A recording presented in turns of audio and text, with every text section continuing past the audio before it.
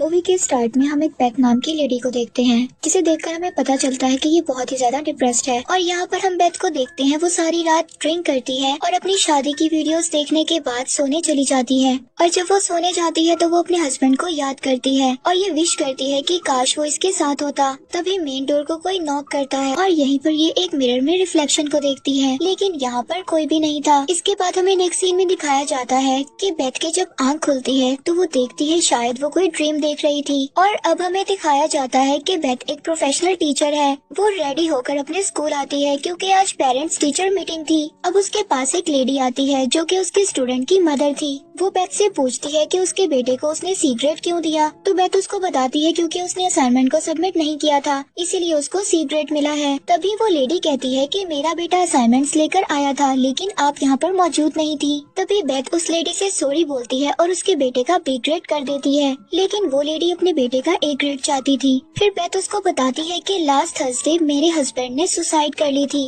और अब ये सुनकर वो लेडी चुप हो जाती है। अब आगे हम देखते हैं कि बेथ अपने घर पर है और वो अपने हस्बैंड की डायरी को देख रही थी, जिसमें उसके हस्बैंड ने एक हाउस के स्केच को बनाया हुआ था जो कि एक लेक के पास था। लेकिन बेथ यहाँ पर नोटिस करती है कि उसने सारे रिवर स्केचेस भी बना रखे हैं, जैसे कि शायद कोई मिरर इमेज हो। लेकिन यहाँ पर बेथ को कुछ भी समझ नहीं आता। अब वो डायरी को वापस रखकर सोने के लिए चली जाती है और फिर अगले दिन सुबह को उसका म्यूजिक सिस्टम खुद ब खुद बजने लगता है। और साथ ही वो फोन चेक करती है और देखती है कि ओवन का मैसेज आया हुआ था और साथ ही कोई वॉइस की आवाज आती है। और जब वो विंडो के पास जाकर देखती है तो उसको अपना हस्बैंड ओवन नजर आता है जो कि लेक वाले हाउस के पास खड़ा था। और तभी यहाँ पर बेथ की आंख खुल जाती है, जिससे पता चलता है कि शायद बेथ कोई ड्रीम देख रही थी और अब वो उस ड्रीम से बहुत ज्यादा डर जाती है। और फिर वो अपने हस्बैंड के फोन को चार्ज कर चेक करती है, लेकिन यहाँ पर उसको कोई भी मैसेज नहीं मिलता। और जब वो फोन की गैलरी को चेक करती है तो उसमें उसे एक लड़की की तस्वीर मिलती है जो कि शायद एक साइड पोस्ट से ली गई थी। और अब उसे वो लड़की अपने जैसे ही लग रही थी। और अब वो अपनी फ्रेंड के पास जाकर मोबाइल में उसको वही तस्वीर दिखाती है और उसकी फ्रेंड उसको कहती है कि शायद ये तुम ही हो। लेकिन बेथ उसको कहती है कि मेरे पास ऐसे कोई भी कपड़े नहीं है। अब उसकी फ्रेंड क्लैरा उसको कहती है कि इन सब बातों को छोड़ दो और बस अपने हस्बैंड के साथ गुजारे हुए अच्छे मोमेंट्स को याद करो और शायद वो भी तुम्हें चीट कर रहा था। इसके बाद बेथ और उसकी फ्रेंड एक बार में जाते हैं और वहाँ पर बहुत ज्यादा ड्रिंक करते हैं। इसके बाद बेथ की फ्रेंड उसको घर छोड़ने आती है। तभी बेथ उसको एक स्टोरी सुनाती है कि जब वो 17 साल की थी उसका एक बहुत ही बुरा एक्सीडेंट हुआ था और उसकी कार खाई में गिर गई थी। उसके लंग्स फट गए थे और उसका हार्ट तकरीबन 4 मिनट के लिए बंद हो गया था, मगर किसी तरह उसे डॉक्टर्स ने बचा लिया। ये स्टोरी सुनाते सुनाते बेथ सो जाती है और फिर एक ही दम से उसके घर का म्यूजिक सिस्टम बहुत जोर से बजने लगता है और बेथ डर से उठ जाती है। और अब वो देखती है कि वो घर पर अकेली है और बहुत जोर से चिल्लाती है और कहती है कि जो भी है सामने आओ। और फिर वो देखती है कि कुछ लड़कियां उसके घर के पीछे से आ रही हैं और लेक में जाकर कूद जाती हैं। लेकिन बेथ लाइट से लेक में देखती है, लेकिन यहाँ पर कुछ भी नहीं था। तभी दूसरे लम्हे वो एक दूसरे घर को देखती है जो कि लेक के दूसरे पार था और वो फौरन वहाँ से गायब हो जाता है। तभी उसके कान में कुछ विस्परिंग होती है और फिर वो हिम्मत कर बोट की तरफ जाती है जहाँ पर ब्लड में लगे फुटप्रिंट्स थे। और यहाँ पर उसको एहसास होता है कि शायद उसके हस्बैंड की सोल उसके आसपास है। और जब वो उसे टच करने की कोशिश करती है तभी वो अचानक से वहाँ पर बेहोश हो जाती है। और अब जब उसकी आँख खुलती है तो वो देखती है कि वो लेक के दूसरे पार थी जहाँ पर उसी के जैसा एक घर था। और यहाँ पर वो देखती है कि उसके जैसी लड़कियाँ अलग अलग रूम्स में हैं जो कि उसके हस्बैंड ओन के साथ हैं। और जब वो घर के अंदर जाती है तो बेथ की आँख खुल जाती है, लेकिन यहाँ पर वो रियल वर्ल्ड यानी अपने घर के अंदर ही थी। लेकिन यहाँ पर उसको यकीन हो गया था कि जो भी उसके साथ हो रहा है ये कोई ड्रीम नहीं है बल्कि ये कोई सुपरनेचुरल पावर है।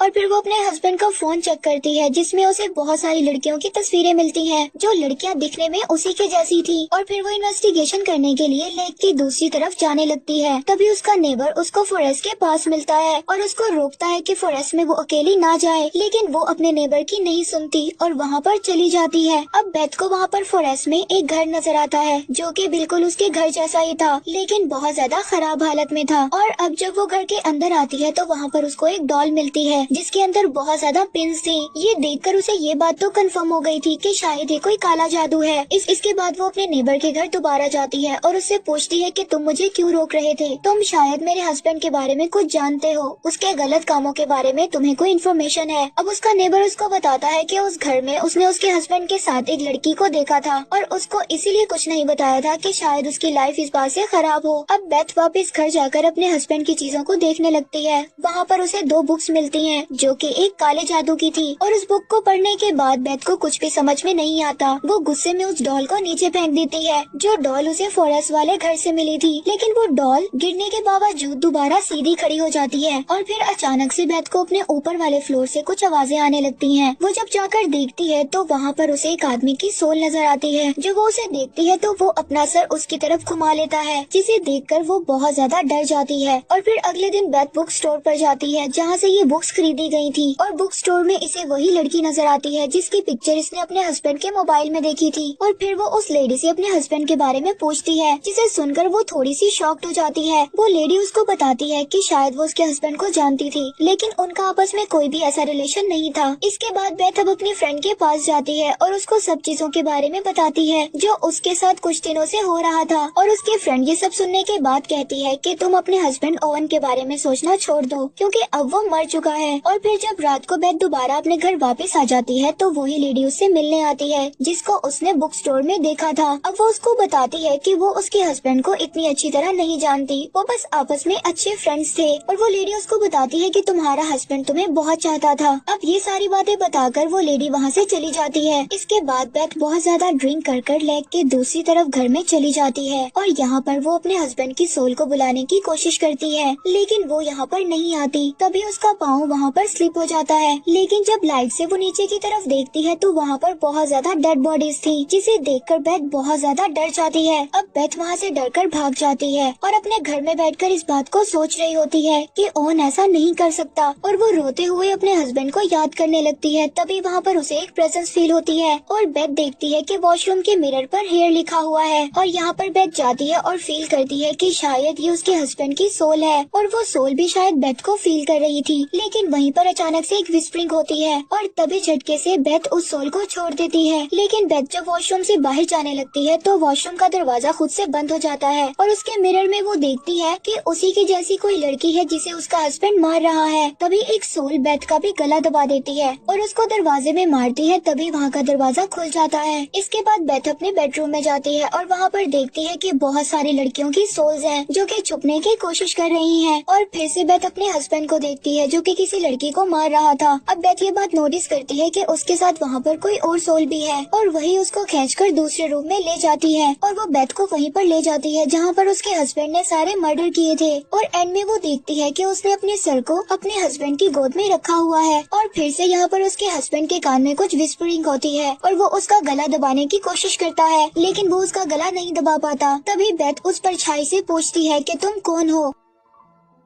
तभी परछाई उसको बोलती है कि आई एम नथिंग, मैं कोई भी नहीं हूँ। लास्ट टाइम तुमने मुझे तब फील किया था जब तुम्हारा एक्सीडेंट हुआ था, मगर उस टाइम तुम किसी तरह बच गई थी। और यहाँ पर हमें असल बात का पता चलता है, ये परछाई कोई और नहीं बल्कि डेथ है। और जब आखिरी टाइम में बेथ एक्सीडेंट के बाद जिंदा हो गई थी तभी से डेथ बेथ के पीछे पड़ी थी और वो उसको यहाँ से ले जाना चाहती थी, मगर बार बार उसका हस्बैंड उसको बचा लेता था। और उसके हस्बैंड ने ही डेथ को भड़काने के लिए एक मिरर हाउस बनाया था और वहीं पर वो बेथ जैसी लड़कियों को लाता था और डेथ की विस्परिंग के बाद वो उन लड़कियों को मार देता था। बेसिकली यहाँ पर जो डेथ है वो ओवन से ही बेथ को मरवाना चाहती थी। तो यहाँ पर बेथ का हस्बैंड डेथ को ही ट्रिक कर रहा था और आखिर में हम देखते हैं कि डेथ बेथ की सोल को बंदी बना लेता है, क्योंकि डेथ यहाँ पर बेथ को खुद नहीं मार सकती, उसको अपनी जान खुद ही लेनी होगी, तभी वो उसकी सोल को मार पाएगा। और अब बेथ की सोल इस वक्त डेथ और लाइफ के डायमेंशन में फंसी हुई थी और अब डेथ यहाँ पर उसके हस्बैंड की शक्ल में उसको बहुत ही ज्यादा बहलाने और फिसलाने का काम करती है कि बेथ को जिंदगी वर्थलेस लगे और वो अपने आप को यहाँ पर गोली मार ले और वो खुद से सुसाइड कर ले।